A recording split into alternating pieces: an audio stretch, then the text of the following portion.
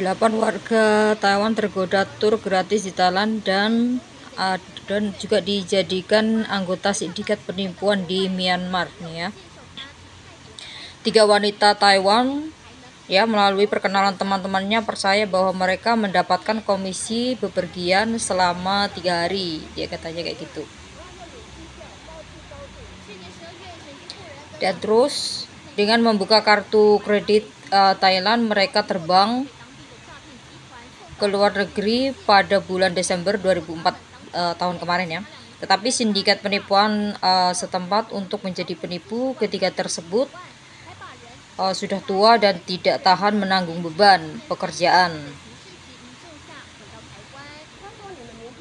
Untuk menjadi penipu, 2 orang wanita menelpon keluarga dan masing-masing ditebus sebesar 400.000 NT dolar dan yang satunya 650 NT dolar. Sedangkan salah satu dari teman mereka bernama Sen tidak punya uang untuk membayar tebusan dan diselamatkan oleh biro.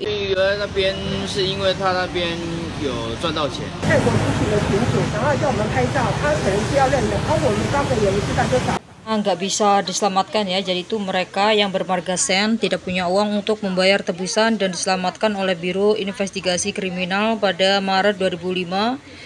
Dia menjelaskan bahwa 5 orang lain yang masih muda di penerbangan yang sama dengannya diduga juga dijual untuk menipu yang lain. Namun penyelidikan polisi menyatakan keberadaan 5 orang Taiwan lain tersebut tidak sederhana. Mereka masih berada di luar negeri dan diduga mereka mendapatkan uang.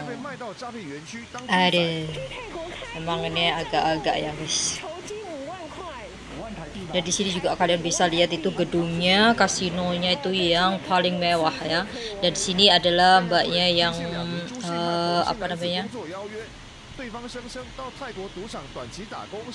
yang paling tua karena dia itu udah nggak mampu lagi untuk menipu, makanya dia itu pengen pulang dan menelpon keluarganya. Nah di sini tapi yang 5 orang lainnya dia masih di sana karena dia itu mendapatkan komisi dan nggak mau pulang seperti itu.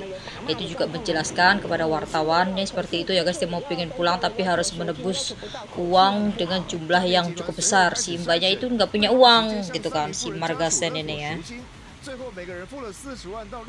Nah di kalian tuh harus menebus dengan banyak dan itu tuh nggak mudah. Nah terus di gedung mewah di Thailand tuh 8 orang diperkenalkan oleh temannya untuk ke kasino Thailand ya dalam jangka waktu singkat dengan gaji tinggi. Taiwan gajinya sekitar 50.000 NT dengan akomodasi dan tempat tinggal dan makanan yang disediakan selama periode tersebut serta tiket pesawat ke Thailand juga dibayarkan, katanya seperti itu ya. Akibatnya paspor mereka disita dan segera setelah mereka mendarat dan mereka dikirim ke kamp penipuan. Ternyata bukan cuma orang Indonesia yang ketipu, orang Jepang pun yang terkenal SDM-nya tinggi atau IQ-nya di atas rata-rata juga ketipu dengan tawaran pekerjaan ke Kamboja, gaji yang gede. Jadi sekarang banyak tuh orang Jepang di sana yang terjebak bekerja scam. Terjebaknya gimana? Nah ini aku kasih tahu. Kalian jangan skip video ini dan harus kalian sebarkan ke family kalian, ke teman-teman kalian dan tetangga-tetangga kalian supaya nggak ada lagi ke Kamboja. Jadi mereka terjebaknya itu setelah mereka ke sana, mereka tuh nggak semudah itu bisa balik lagi ke Jepang. Kalau mereka balik, mereka minimal harus bawa 2 kepala atau 2 orang, ya terserah siapa aja orang Jepang. Nah kalau orang Indonesia lalu harus bawa 2 orang juga, ya, untuk datang ke sana dulu, ke Kamboja dulu, baru kamu bisa pulang. Atau kamu harus bayar denda di atas 30 JT. Kayak mana mau bayar dendanya? Gaji kalian aja nggak sesuai yang ditawarkan di marketingnya itu yang di sosial media. Katanya gajinya 12 juta, 10 juta lah gitu ya kan. Kalau kerja di Kamboja, pret, nggak ada. Gaji kalian tahu berapa? 4,5 juta. 5 juta, ya. Itu pun kalau misalnya kalian tidak dipotong karena membuat kesalahan dari kerjaan kalian. Bayangin dah tuh ya. Syukur-syukur kalau perusahaan scamnya atau judulnya yang kalian dapat itu masih baik, masih bertanggung jawab. Karena cuma ada kerjaan kayak itu aja di sana, say. Kerjaan judul, scammer, kayak gitu aja, sama jual genjol, ya. Cuman itu aja. Lowongan di sana nggak ada yang lain. Nggak ada yang kayak di pabrik apa, nggak ada. Negara itu lebih kismin daripada negara kita. Kayak mana kau berpikir ke sana? Hah? mau cari kerja, mau pulang menjadi juragan gitu. Nggak ada konsepnya kalau di Kamboja, nggak ada. Tapi buat kalian yang kerja di Taiwan, jangan lupa banyak-banyak menabung. Kalau misalnya tiap bulan gajinya ditabung, ya, terus mau ngirim duit, jangan lupa pakai Indomoney, aplikasi yang terpercaya. Aplikasinya juga banyak banget poin-poinnya untuk mendapatkan diskon-diskon biaya pengiriman. Terus kalau misalnya kalian ngirim duit di hari libur, Sabtu, Minggu, apa kayak segala macam, nggak ada urusan, pasti langsung sampai. Kalau misalnya nggak lancar berbahasa Indonesia, pusing ngelihat bahasa Indonesia terlalu banyak apa-apa, tenang, ada bahasa Jawanya ya. Oke, kita balik lagi ke topik. Makanya banyak tuh yang kejebak di sana nggak bisa pulang. Ya karena itu, kayak mana kalian juga mau pulang kalau misalnya kalian tidak tahu kemana arahnya ya kan? Kalian asal ke sana aja gitu, kena scamming yang tadinya dibilang, oh lowongannya kerja di Malaysia, lowongannya kerja di Singapura, lowongannya kerja di mana tuh, di Thailand, kerja di hotel lah, kerja di mana, ujung-ujungnya dibawa ke sono, ke Myanmar, Kamboja. Pas kalian sampai ke sana terjebak, kalian gak bakal bisa balik kalau tidak mengikuti syarat-syarat mereka. Dan jangan salah, ada orang Indonesia yang bergerak menjadi calo-calonya di sana, yang bergerak menjadi supervisornya.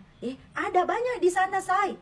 Terus ya, ini kebetulan banget kemarin saya mendatangi salah satu korban yang berpindah alam atas nama Marco di daerah Muara Angke, Jakarta. Ya, saya berkunjung ke sana, ternyata almarhum ini sudah meninggal di tanggal 5 Juni. Dan anehnya ya, ini menjadi pertanyaan besar saya. Kenapa orang yang dari Kamboja udah terlanjur bekerja di sana setahun, 2 tahun, ketika mereka merencanakan pulang, ya, either mereka itu sakit pas sampai ke Indonesia atau meninggoy. Dan seperti yang saya bilang sebelumnya, kalau misalnya kalian mau pulang, kalian harus berhasil dulu bawa 2 orang dulu ke sana, baru kalian bisa pulang, atau mungkin cuti, ya, karena ada yang saya tahu seperti itu. Kemarin kejadiannya di kampung halaman saya sendiri ada, ya. Jadi dia bawa dulu saudaranya ke sana baru bisa pulang cuti, ya. Habis itu nanti ya saudaranya juga dapat skema yang sama gitu. Nggak boleh juga pulang kalau nggak bawa 2 kepala tuh, bayar di atas 30 jetong. Padahal gajinya berapa, Re? Cuma nggak lebih dari 5 juta. Kayak mana kalian mau ngumpulin, ya? Kalau di sana kontraknya ya 2 tahun ya. Nah, terus balik lagi nih cerita tentang Marco. Jadi sebelumnya ibunya ini mendapatkan informasi bahwa Marco ini mau pulang ke Indonesia. Jadi ibunya nggak tahu dong apapun gitu, ya kan? Habis itu nggak lama kemudian tetangganya yang membawa Marco ke sana ini itu datang ke rumah ibunya menginformasikan bahwa Marco ini sakit. Lah, kayak mana sakit? Orang baru kemarin aja nelpon masih bagus-bagus keadaannya gitu kan. Nah, habis itu belum lama dia meninggalkan rumah ibu Marco, tiba-tiba datang lagi, meninggal dunia katanya, meninggoy. Lebih heran lagi keluarganya, kayak mana? Kemarin baru baik-baik aja, kenapa tiba-tiba meninggoy? Terus riwayat meninggoynya ini itu tidak akan pernah tercantum bahwa ini adalah penyiksaan atau mungkin diambil genjolnya gitu kan. Pasti selalu asam lambung, terus penyakit bawaan, atau diriwayatkan di dalam surat kemetongannya mungkin ya dia gini ya, dia minum atau dia narkoboy, pasti kayak gitu.